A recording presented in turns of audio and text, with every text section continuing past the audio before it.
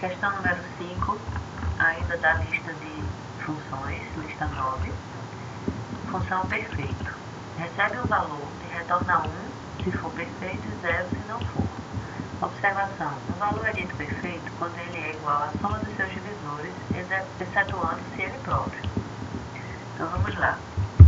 Vamos lá no deve. Lá no final vamos fazer a função perfeita.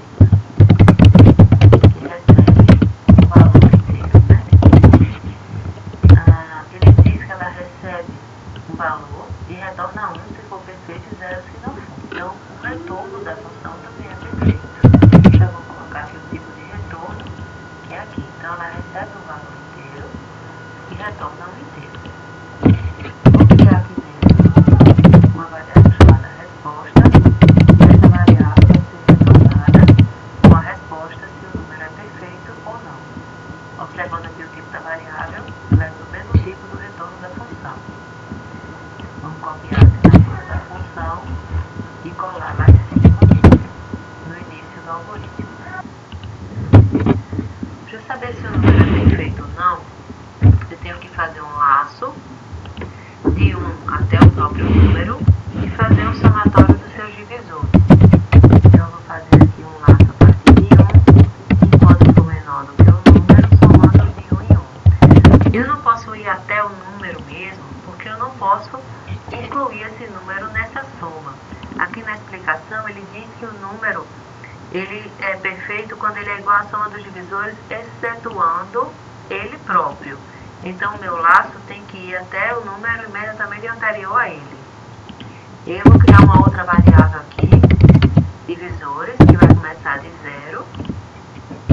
E se o número for divisível pelo valor, ou se no resto da divisão do número, pelo valor do laço que está andando aqui, eu tiver um resultado 0, significa que esse valor de i é um divisor do número.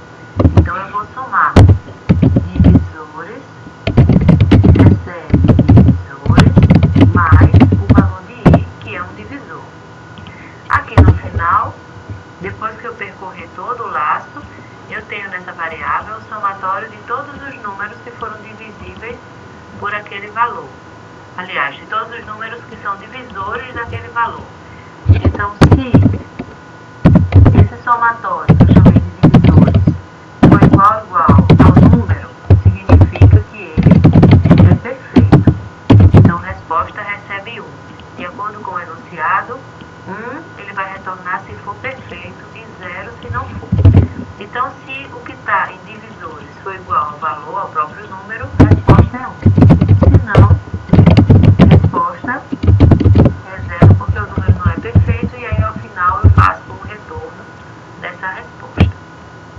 Vamos lá no main, precisamos fazer agora um caso, case 4, eu tenho que pedir para ele digitar um número, F,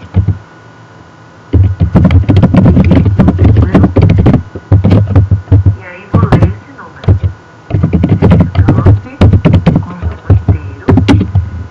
Vou usar uma variável que já tenha inteira, num. Vou usar essa variável num. Leia da variável num. E vou passar essa variável para a função. Perfeito, num. Essa função tem um retorno inteiro. Aqui é o retorno dela. Então eu tenho que ter alguém para receber esse resultado. Já tem uma variável inteira, a resposta 2. Vou continuar usando essa variável para receber o resultado da função. E aí depois, resposta 2 igual a 1, eu vou escrever que o número tal é perfeito. Se não, eu vou escrever que o número tal não é perfeito. Posso apenas colocar a variável com o número, né?